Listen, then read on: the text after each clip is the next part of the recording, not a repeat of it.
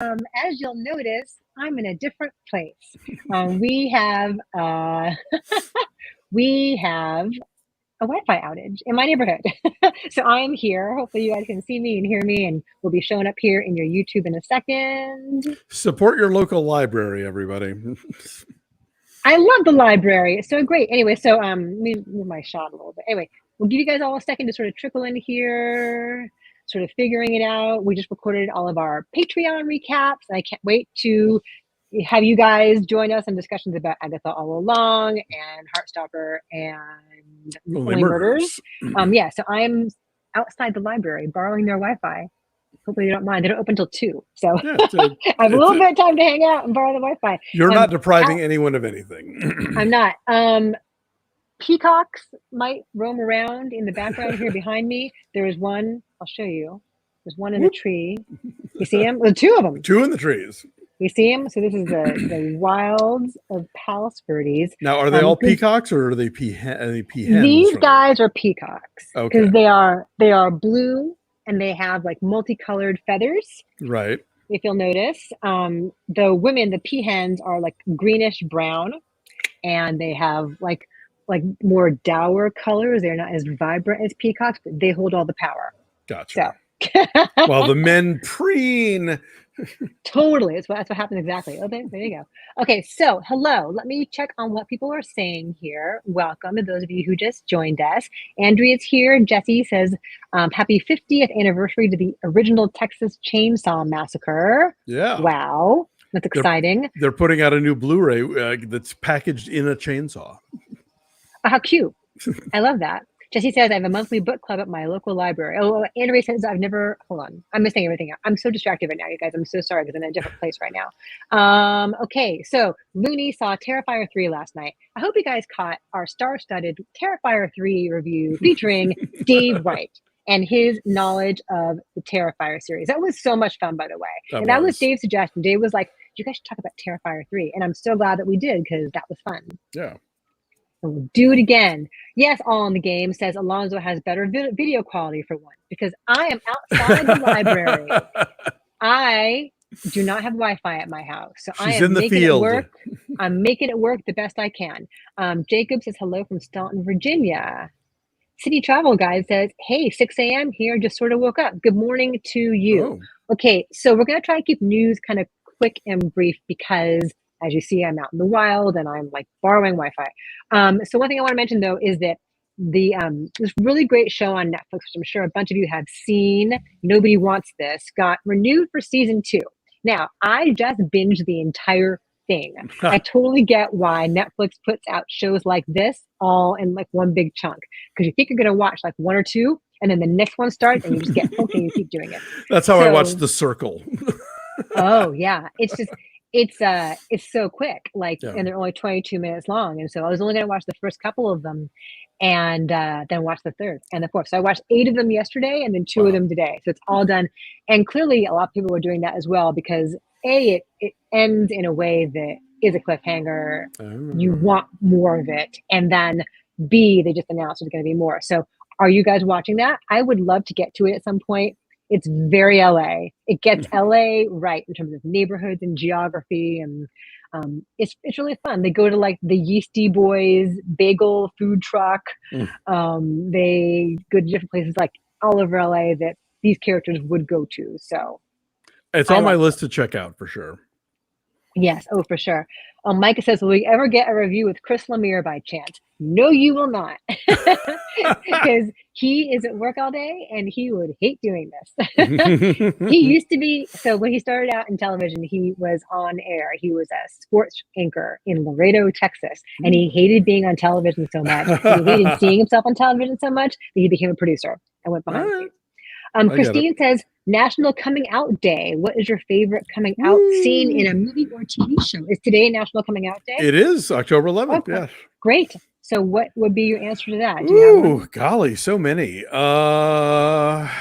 Oh man, I mean, I to be honest, the one on Ellen is pretty great, where she blurts it into the live microphone at the airport.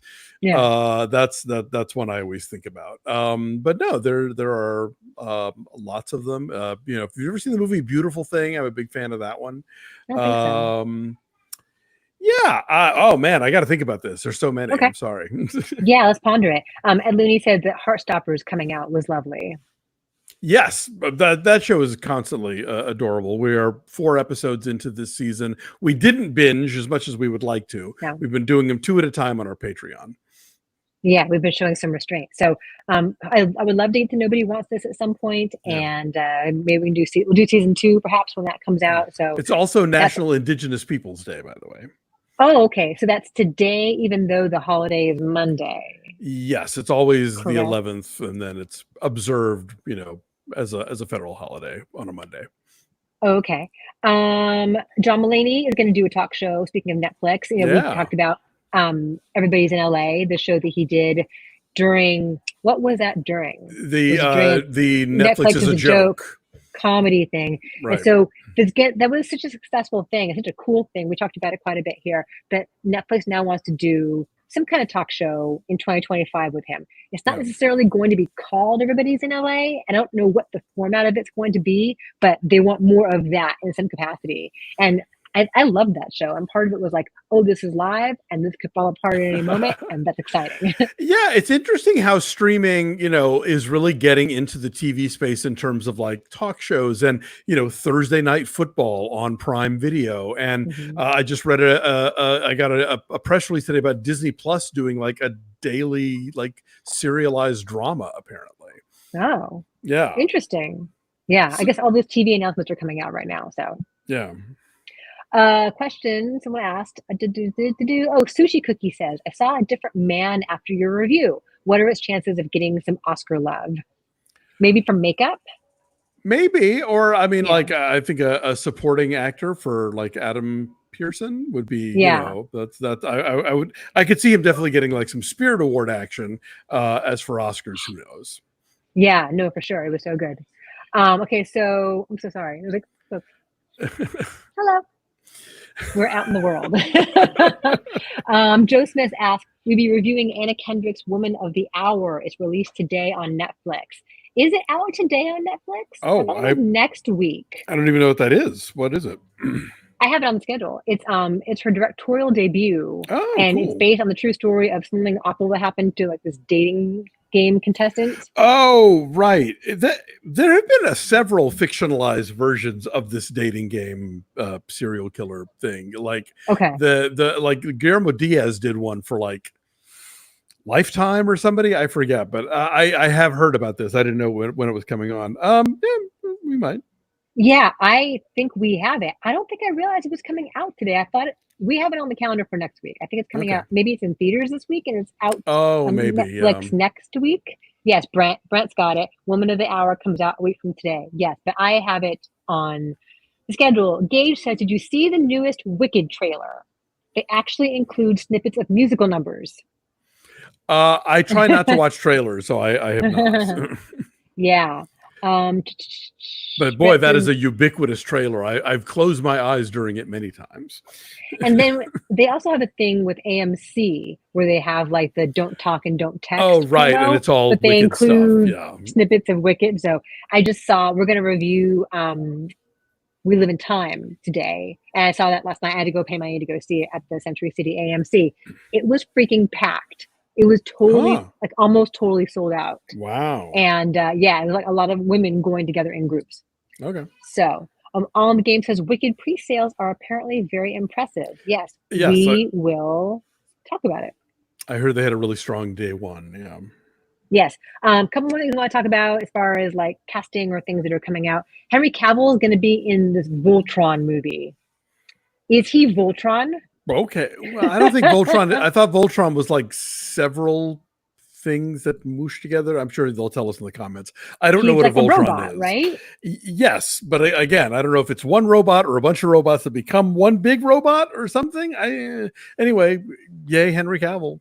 Yeah. So that is happening, and I don't even know. I have memories of Voltron being an animated show when we were kids in the 80s.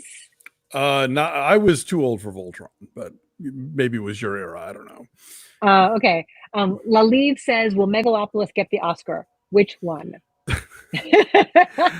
No, but it has a good shot at a Razzie, I want to say. Yeah, I do fear that. Yeah. Just because, and not that it earns it, just that the Razzies are lazy and they go after whatever failed big, you know. I thought Cavill was doing the Warhammer show, or even Highlander. He could do more than one thing. I don't know. He was on Highlander, wasn't he? He was on. He was on like the something with a witch or something. I forget. The Witcher. He was on The Witcher, and then he left The Witcher, and now he's doing. I've fallen behind. I don't really know what he's up to.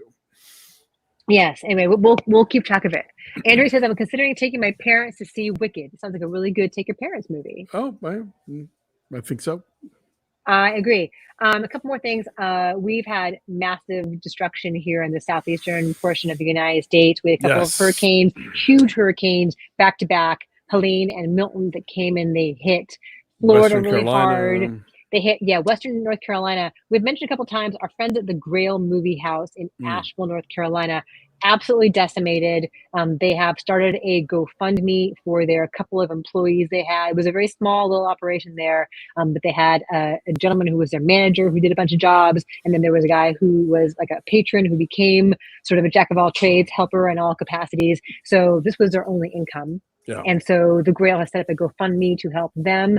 Last I saw, they had just about hit their goal. But we'll put a link to that down below. Good. And then Taylor Swift has donated $5 million to hurricane relief efforts. And then Ryan Reynolds and Blake Lively also donated $1 million.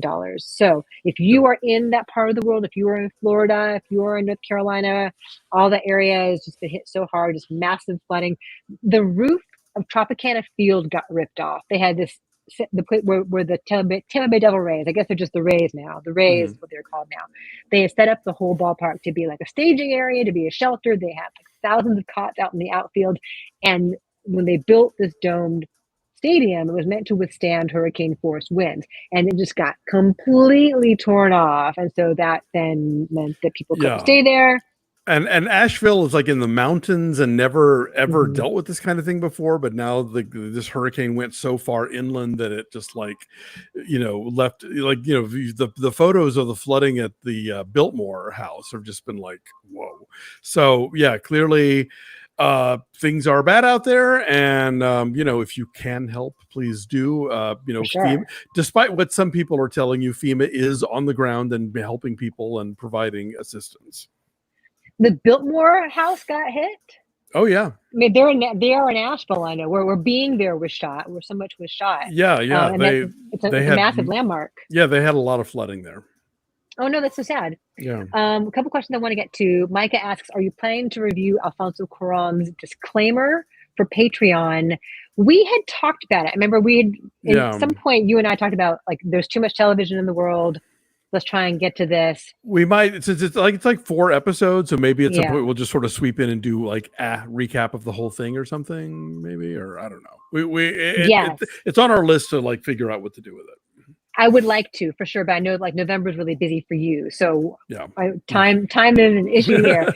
And then Looney says Lauren Lavera shared a clip of our Terrifier 3 review on her Instagram stories, which is very cute. And I guess folks have now found our Terrifier 3 review and they found our channel because Lauren Lavera was nice to share the clip of our review. Oh, nice. So that was kind of cute. Yes. Yes, Madame Truffaut says, will you review the Apprentice film? Yes, today, actually. As soon as we get done here, I am in the outside world. I'm at the library down the street because I have no Wi-Fi at my house. Maybe it's back on by now. I don't know, but I'm here now. I live here now with the peacocks in the trees. You guys want to see them? There's 2 of them. Can you see them up there? Hold on. Let me move this. Yeah. You see them? There they are, just hanging out. Hello. Yes. This is the kind of quality programming that you have tuned in for. Live look at the peacocks in the neighborhood. We should wrap up pretty soon. What did we not touch on, Alonso, that you want to talk about? I'm looking at well, just a reminder to everybody that we will be at the Frida Cinema in Santa Ana at the end of the month, screening John Carpenter's The Fog, just in time for Halloween. And we hope you join us for that. There's a link with full information and how to get tickets in the show notes. Yes, October 27th at 2 p.m. Pacific. That's a couple of Sundays from now. Yeah. So come join us. We love the Frida. They have great programming. They're just lovely folks in general. So we're excited to team up with them. We want to do something in person for a while. You were at Vidiot's last night, Alonso. How did that go? I was, and I met several people who came up and said they watched the show. So hi, thank you for all of that. Yeah, I did a Q&A with Javier Fuentes Leon. It was the 15th anniversary of his film Undertow, which won the Audience Award at Sundance in 2010 and was the Peruvian entry to the Oscars that year, although it didn't make it to the final nominations. And they did a 35 millimeter screening, and we had a great chat afterwards and talked to a lot of people in the lobby afterwards. It was a wonderful evening. And cool. I may have something coming up at Vidiot's, soonish. I'll keep you posted. That's so great. We love them too. They're awesome. Someone asked me a question. Oh, Derek, are peacocks native to California?